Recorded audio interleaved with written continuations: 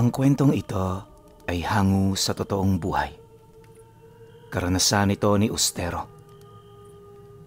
Taong 1949, Punta Mesa, Negros Occidental.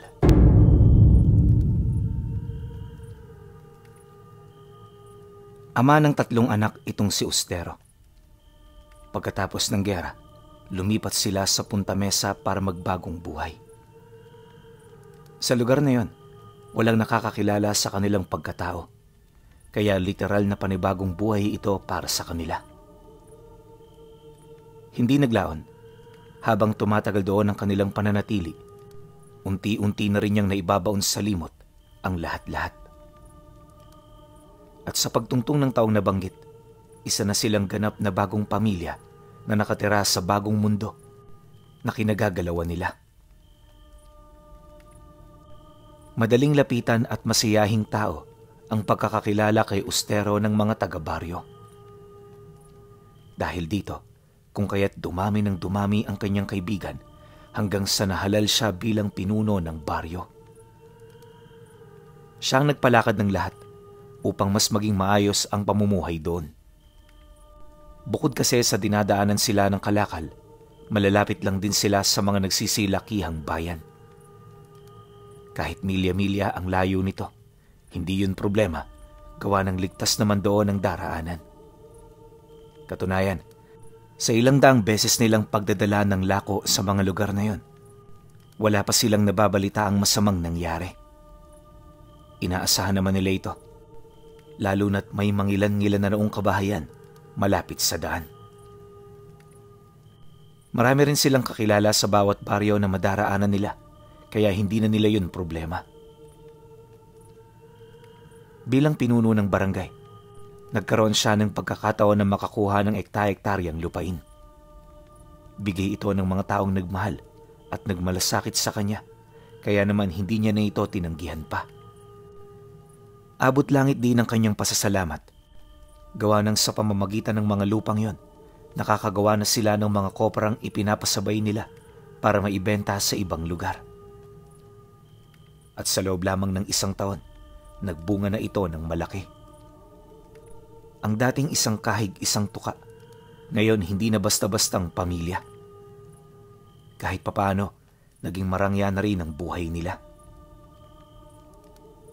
Marami na sila noong napundar, kagaya ng komportableng bahay, mga alagang hayop, at kung ano-ano pa. Dahil sa ganoong estado, labis ang pagkagalak ni Ustero sa kanyang mga kababaryo.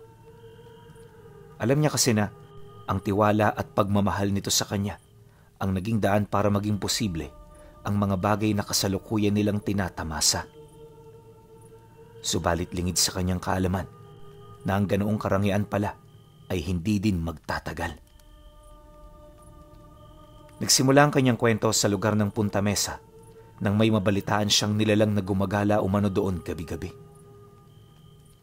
Hindi naman niya maipagkakaila na meron siyang nararamdaman, pero aminado siya na ipinagsasawalang bahala niya ang lahat dahil sa matinding pagod at dami ng iniisip. Ang naging problema lang, ilang linggo matapos magparamdamang misteryong nilalang, may mga kababaryo na niya ang dinapuan ng kakaibang karamdaman. Nung mabalitaan niya ang tungkol dito, agad siyang nagtanong sa mga manggagamot kung ano ang resulta ng tawas at paghihilot nila. Ngunit nang marinig ng albularyo ang kanyang tanong, maging ito man ay walang naisagot. Sa 3 albularyong nagtulong-tulong para magamot ang 4 na biktima, wala silang natuklasan. Lahat na lang ng gawin nila, palaging nabibigo, kaya naman nagdesisyon na ang mga ito na magpatulong sa mga kakilala nila na naninirahan sa karatig lugar. Nang marinig naman ni Ustero ang tungkol dito, hindi niya na ito hinadlangan. Sa halip, siya na mismo ang nag-utos sa mga tanod para puntahan ang tirahan ng mga manggagamot. Linggo pa ang dumaan, wala pa ring progreso ang mga ito. Yung baryo nila noon, unti-unti nang binalot ng matinding salot dahil sa gabi-gabing pagbisita ng nilalang sa kanila. Nang mapagtanto naman niya na hindi na siya makakapagtago, nagpasya na siyang kausapin ng kanyang asawa. Halos ilang oras din niya itong pinag-isipan, pinuno. Gawa ng kung siya lang talagang masusunod, hindi na siya babalik sa dating buhay na meron siya. Ngunit sa puntong yon, alam niya na kailangan siya ng lahat. Kung hindi niyo kasi naitatanong, sundalo at antingero si Ustero noong panahon ng giyera. Matagal siyang nakipagbakbakan sa maraming lugar ng digmaan, kaya hindi niya maipagkakaila na veterano siya sa lahat. Kaya niyang pumatay ng walang awa at kaya rin niyang iligtas ang kanyang sarili kung ito ay kinakailangan. Dagdag pa niya na lahat ng mga kasamahan niya noon sa giyera namatay kasama ng mga kalaban nila. Maliban sa kanya, wala nang ibang nakaligtas, kaya pagkatapos ng digmaan, inakala ng marami na siya ay patay na. Ngunit dahil sa kanyang mga karga, nanatili siyang buhay at humihinga. At nang medyo kumalma na ang bansa, dito na siya nagdesisyong kunin ng kanyang pamilya para dalhin sa lugar kung saan sila makakapagbagong buhay. Alam niya kasi na kapag nanatili sila sa kanilang lugar, hindi maaalis ang takot ng mga nakakakilala sa kanya dahil sa mga karumal-dumal niyang ginawa. Ayaw naman niya itong mangyari, gawa ng alam niya na habang buhay itong dadalhin ng kanyang mga supling kapag nagkataon. Upang tuluyang makatakas sa tanikala ng nakaraan, siya na mismong nagdesisyon na talikuran ng buhay na meron siya. Para sa kanya, di hamak na mas mainam ito nang sa gayoy lumaking maging simple at normal ang kanyang mga anak. Dahil sa ganun niyang nakaraan, marami siyang isinaalang-alang. Pinag-isipan niya ito ng maigi hanggang sa makumbinsi niya ang kanyang sarili na wala na siyang mapagpipilian pa kundi yakapin ang dating buhay na meron siya. Isang umaga, habang naghahanda siya para pumasok, nadatnan niya ang kanyang asawa na nagluluto ng paborito niyang suman. Nang malanghap niya ang amoy nito, dali-dali siyang pumasok sa kusina ng masaya. Pagsilay naman ng asawa niya sa kanya, napangiti lang naman yon habang nagpapatuloy sa kanyang ginagawa. Hindi nagtagal, nang maihanda na nito ang lahat ng umagahan, nauna na silang kumain sa mga bata. Austero, meron sana akong sasabihin sa'yo kaso baka ikagalit mo. Ay, alam kong mali to, pero kasi wala na tayong pagpipilian Naghihirap na ang mga kababaryo natin, kaya kung wala kang gagawin, parang isa na rin ako sa dahilan kung bakit sila nahihirapan. Bala ko sanang hanguin mula sa baul ang medalyon ng mga patron. Hindi ko na kayang tiisin ang lahat ng bagay na nakikita ng aking mga mata. Hindi natin sila kilala simulat sa pool, pero ang mga taong ito, naging kaagapay na natin sa paglipas ng panahon. Kaya dapat natin silang tulungan. Seryosong wika ng kanyang asawa. Nang marinig naman ito ang kanyang sinabi, tumangulang naman ito habang nakatitig sa kanya. Dagdag pa nito na gawin niya kung anong gusto niyang gawin dahil alam nito na tama yon at pinag-isipan niya ng mabuti. Subalit sa kabila ng lahat ng suportang natanggap niya sa kanyang asawa, meron lang itong isang paalala at yon ay palagi niyang isipin una sa lahat ang sarili niyang kaligtasan. Matapos naman nilang mag-usap, napilitan na rin siyang umalis dahil sa nagising na noon ang panganay nilang anak. Maya-maya pa, nang maihanda na niya ang mga kagamitan niya, nagmamadali siyang naglakad patungo sa bahay ng mga biktima. Ito ang magiging trabaho niya para sa araw na yon, alinsunod sa pakiusap ng mga mahal nito sa buhay. Pagdating naman niya sa bahay, nadatnan niya ang mga manggagamot na gumagawa na ng ritual. Halos wala na silang pahinga dahil na rin sa mabilis na pangangayayat ng mga taong tinutulungan nila. Pagsasalarawan dito ni Ustero, literal na butot balat na talaga ang mga ito. Hindi na rin yun nakakakilala. Tapos yung mga ngipin nila, parang mga tuyong dahon na nalalagas sa bawat araw na dumaraan. Kasing baho na rin ng patay na daga ang kanilang bunganga, na animoy pati ang mga sistema nila ay matindi na ring naapektuhan.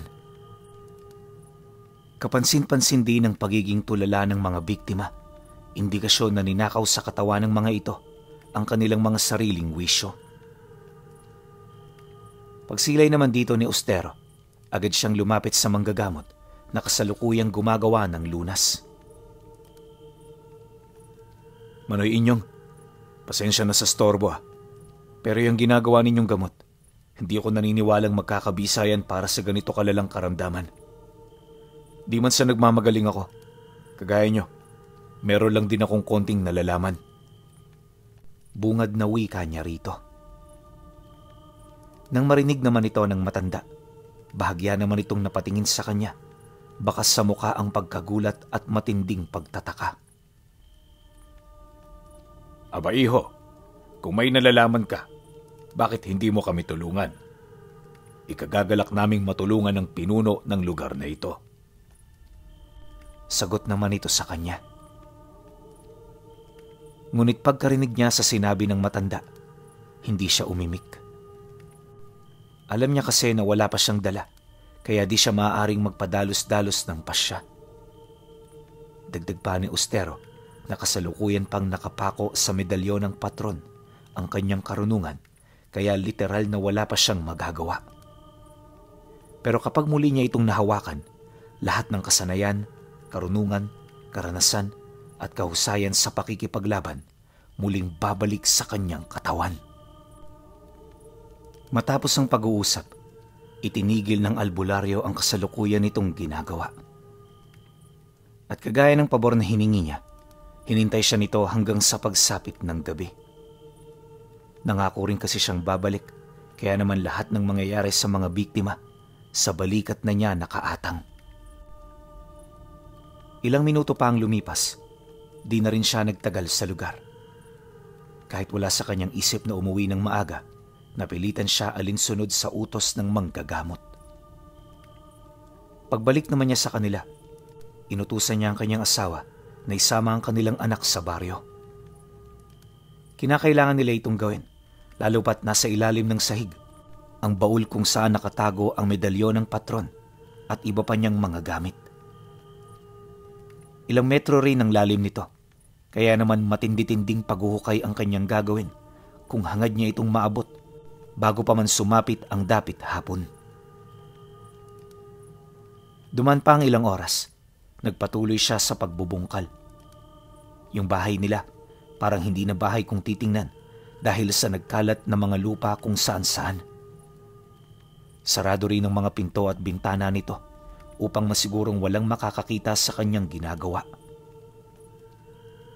Hindi man madali ang proseso ng paghuhukay, pilit nagpatuloy itong si Ostero, alang-alang sa kagustuhan niyang makatulong sa lahat ng nangangailangan. Kalaunan, pagsapit ng 4:00 ng hapon, dito niya na nakita ang makapal na semento na humihiwalay sa lupa at sa medalyon. 2 metro ang kapal nito, kaya naman sapilitan niya itong tinibag hanggang sa makita na niya ang piraso ng baul na kanyang hinahanap.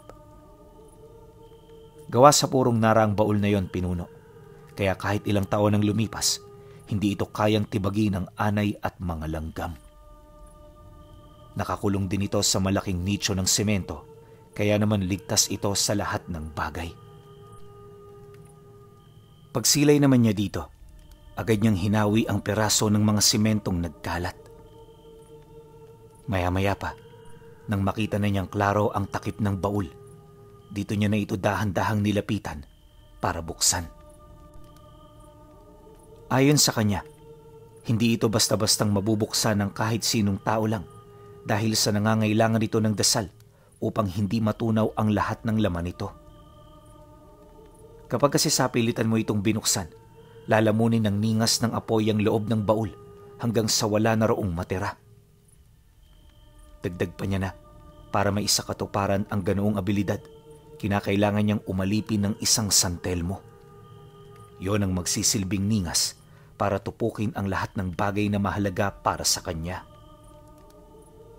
Sa ganoong paraan kasi, masisiguro niya na hindi malilipat sa ibang tao ang itinago niyang lakas sa loob ng medalyon ng mga patron.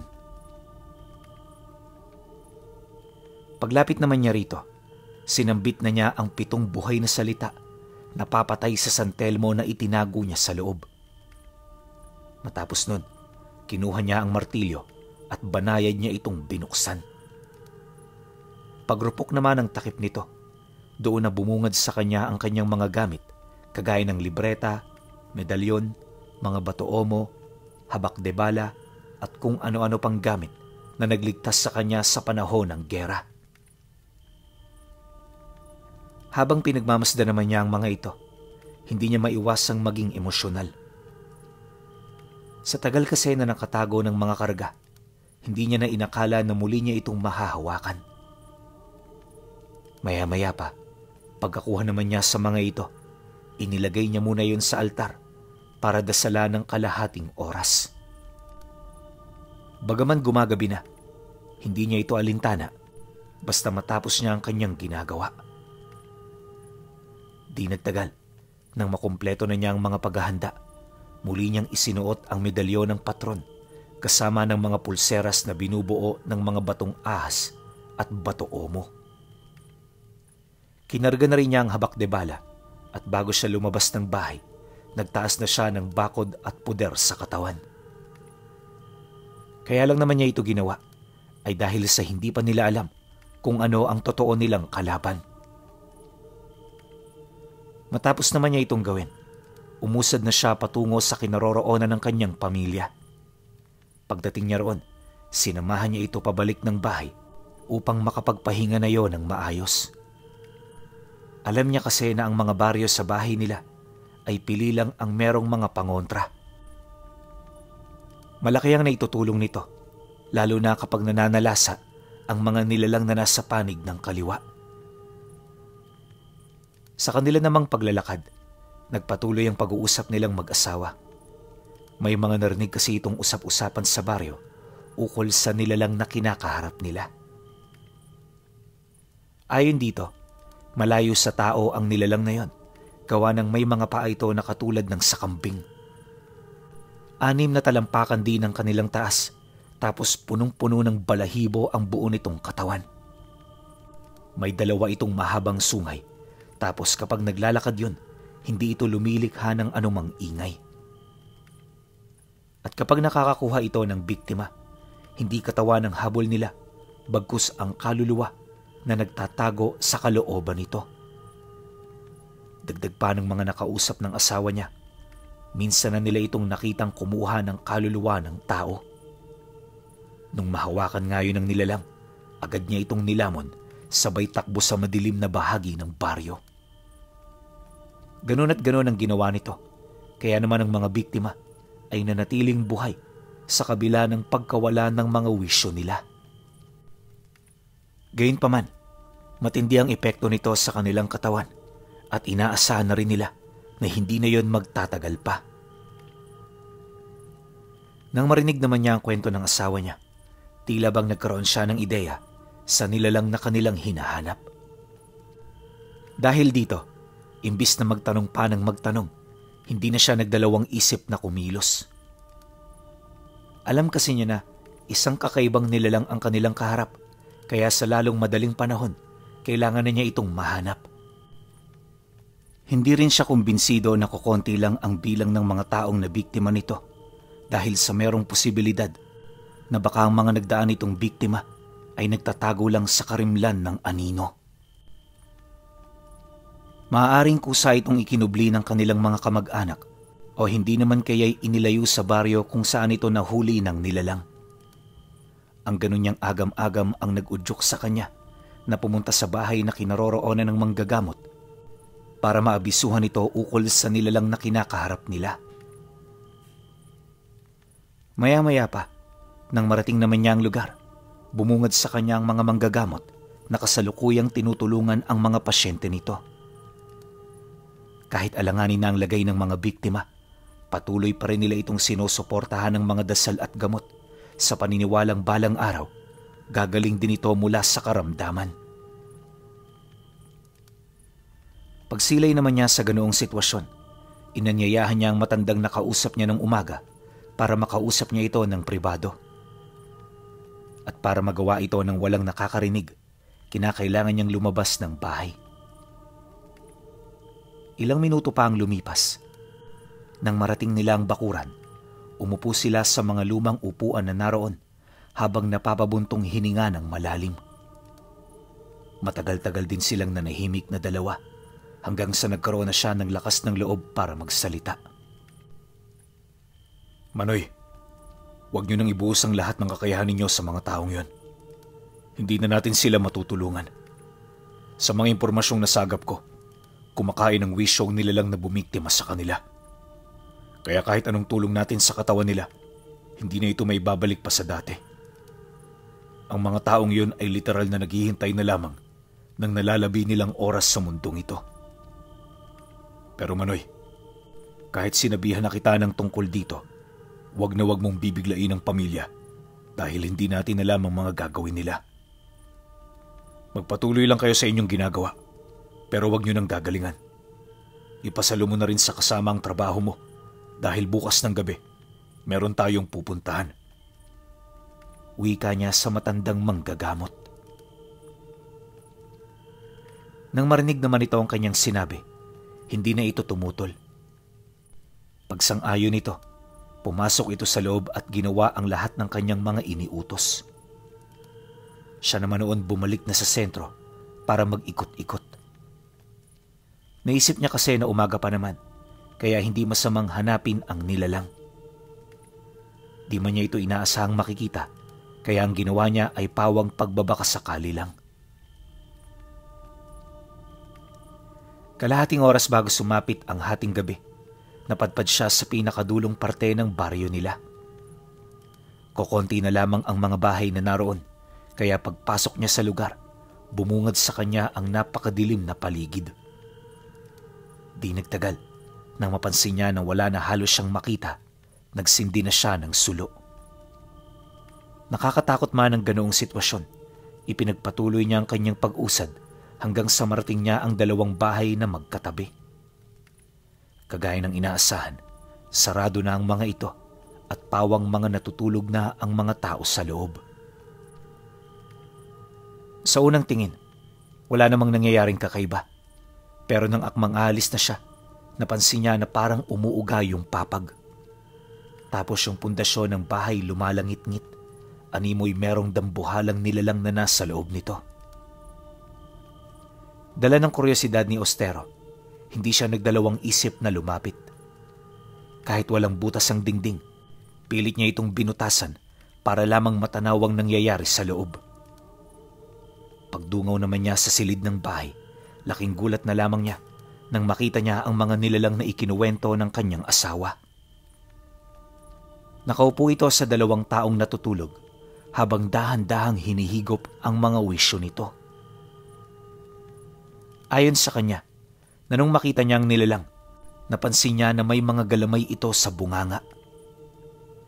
Hindi siya sigurado pero base sa kanyang mga nakita, yon ang nagbibigay kakayahan sa nilalang para makahigop ng kaluluwa. Habang nangyayari ang ganoong kaganapan, nakapagtataka na parang hindi man lang ito nararamdaman ng mga biktima. Patuloy lang sila sa pagtulog hanggang sa dahan-dahan na silang magdeliryo dahil sa pagkaubos ng mga wisyo nila. Maya-maya pa, nang makuha na nito ang buong kanyang pakay, agad itong naglakad patungo sa pinto ng bahay. Pagsilay naman niya sa ginawa nito, hindi na siya nagdalawang isip na abangan ito sa labas. Akala niya mapapaslang niya ang nilalang ng mabilisan, pero pagbukas nito ng pinto, bigla yung lumundag sa ere dahil sa napansin nito ang nakakamatay niyang enerhiya. Pagdistansya naman ito sa kanya, bigla yung umatungal bago kumaripas ng takbo papalayo. At sa sobrang bilis ng nilalang, hindi niya na yun nagawa pang maabutan. Pagbalik ng katahimikan sa paligid, napahinto siya sa madilim na parte ng daan habang maiging naghahanap ng bakas na pwede niyang magamit. Ngunit dahil sa bihilante ang nilalang na kanyang naabutan, kaya naman medyo nahirapan siya sa paghahanap. Mabuti na lang talaga, may natagpuan siyang maliit na bakas, kaya napanatag siya. Paglagay naman niya nito sa garapon, umuwi na siya ng bahay para magpahinga. Pansamantala, hindi na muna niya pinansin ang mga biktima nito sa paniniwalang maibabalik niya ito sa normal kung matatalo niya ang nilalang sa lalong madaling panahon. Sa pagsapit ng sumunod na araw, nagkausap sila ng albularyo. Mula 6:00 ng madaling araw hanggang gabi, nanatili ito sa bahay nila para tuntunin ang bakas na nakuha niya. Kahit papano kasi, may konting kaalaman ng matanda ukol dito, kaya hinayaan niya itong maghanap kahit di hamak na mas mahusay siya pagdating sa ganoong bagay. Ang nais niya kasing mangyari, masukat ang abilidad ng matanda para naman alam niya kung saan siya magsisimula kapag dumating na ang puntong tuturuan niya ito ng iilan sa kanyang abilidad. Isa ito sa kanyang hangarin upang kahit mawala na sa mundong ito, hindi basta-bastang matatalo ng mga nilalang ang mga tao. Makalipas pa ang ilang minuto, bigo ang matanda na mahanap ang kinaroroonan ng bakas. Nang mapagtanto naman niya ito, kumuha siya ng posporo tapos nung magkapoy na ito, inilagay niya to sa loob ng garapon. At habang hindi pa nawawala ang siga, inihipan niya ito ng dasal hanggang sa magkulay berde na ang apoy sa loob. Kapag ganyan na ang apoy, maituturo na nito sa atin kung saan nagmumula ang mga nilalang na yon. Pagkatapos ng problemang ito, Manoy, huwag kang mag-alala. Tuturuan kita kung paano ito ginagawa. Wika niya sa matanda. Matapos ang kanilang pag-uusap, naglakad na sila kasama ang garapon. Ayon sa kanya, babalik sa pula ang siga nito kapag mali na ang lugar na tinatahak nila. Hindi rin sila basta-bastang maliligaw sa kadahilanang may mga engkantong mangungusap sa kanya kapag tama ang daan na kanilang tinatahak. Sa loob ng halos 4 na oras na paglalakad, nagpatuloy ang paglabas ng berdeng liwanag. Dahil dito, alam nila na tinatahak nila ang tamang daan, kaya naman naging maingat na sila. Ilang minuto pa ang lumipas. Pagdating nila sa kakahuyang nasa likod lang ng gibang simbahan, may nakita silang antigong bahay na hindi nila alam na meron palang ganun sa lugar na yon. Nakakapagtaka ang bahay na kanilang nakita. Kaya naman mula sa malayo, nagmasid lang sila ng maigi. Akala kasi nila may makikita silang matandang mag-asawa kagaya ng tipikal na anyo ng mga aswang. Pero paglalim ng gabi, laking gulat na lamang nila nang makasilay sila ng 2 halimaw na lumabas mula roon. Mabilis itong lumundag sa mga puno patungo sa mga kabahayan. Nang masipat naman nila ang ginawa nito, wala silang naisip na paraan kundi ang sumunod. Literal na kutob na lang ang ginamit nila dahil alam naman nila na hindi na nila mapapakinabangan ang berdeng siga sa loob ng garapon. Ayon kay Ustero Pinuno, 1.5 oras nilang hinanap ang nilalang. Kaya naman nung matagpuan nila ito, nadatnan nila ito sa isang bahay ng mahirap nilang kababaryo na abala sa panginginain. Habang pilit naman itong hinihigop ang kaluluwa ng bata, dito na siya kumilos dahil alam niyang wala itong kaide-ideya sa pagdating nila. Nagbabakasakali siya noon na hindi sila nito naramdaman at hindi nga sila nagkamali. Nang matagumpay niya na itong malapitan, walang habas niya itong inundaya ng saksak sa may bandang gulugod. Kahit 3 dangkal lang ang haba ng kanyang punyal, pilit niya itong hinugot at ibinaon sa katawan ng nilalang, dahilan para umatungal ito ng malakas. Nagsuka rin ito ng napakaraming dugo, kasabay ng pag-antala nito sa paghigop ng kaluluwa. Pagsilay naman ito sa kanya, bigla siya nitong sinunggaban, ngunit paglapat ng kuko nito sa kanyang balat, Bigla itong tumalbog na animoy tumama ito sa matibay na uri ng goma. Makailang beses pa itong inulit ng nilalang pero ganun pa rin ang nangyari hanggang sa magdesisyon na itong sakmalin siya sa leeg. At dahil sa lakas ng pagkakasakmal ng nilalang, nagawa siya nitong madarag papalayo. Nagtamo rin siya ng malubhang sugat, ngunit nang dumaloy na ito sa medalyon ng patron, tuluyan na nitong nagising ang gabay na natutulog sa loob nito. Pagtama naman ang katawan noon ni Ostero sa puno, halos mapasukan na rin siya ng dugo, subalit hindi pa rin siya nawawala ng pag-asa. Pilit niyang tinulak papalayo ang nilalang, ngunit kumpara sa lakas nito, wala siyang magagawa. Akala ng katunggali niya talo na siya, subalit lingid sa kaalaman nito, meron pa pala siyang alas na itinatago. Hindi naglaon. Nang bumangon na ang gabay ng medalyon ng patron, agad itong nanuot sa katawan ng nilalang hanggang sa mawala na ito ng kontrol sa sarili nitong katawan. Nang mapagtanto naman ito ni Ostero, malaya niya na itong nautusan na layuan siya. Pag-atras naman ito ng bahagya, inutusan niya ito na ibalik ang kaluluwa ng bata na siya namang agarang ginawa ng nilalang. Matapos niya itong ipagawa, pinabalik niya ito sa lugar kung saan ito namumugaran para paslangin ang isa pa nitong kasama. Saksi silang dalawa ng manggagamot kung papaano maglaban ng dalawa hanggang sa kamatayan. Pagkatapos naman ng halos kalahating oras na pagbubuno ng mga ito, namatay ang kinasihan ng gabay ng patron. Ngunit bago ito malagutan ng hininga, nag-agaw buhay na rin ang kasama nito buhat sa tindi ng pinsala nitong natamo. Ito na rin ang naging daan upang tuluyan itong mawala ng buhay. Sa pagkamatay ng mga ito, nilamon ng nagniningas na apoy ang buo nitong katawan, dahilan para wala na silang makuhang bakas ng mga nilalang. Matapos ang pangyayari, naging palaisipan para sa kanila kung ano ang nakalaban nila.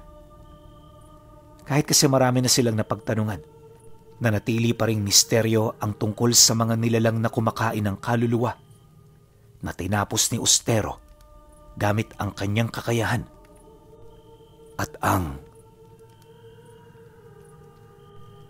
muling paggising ng medalyon ng patron.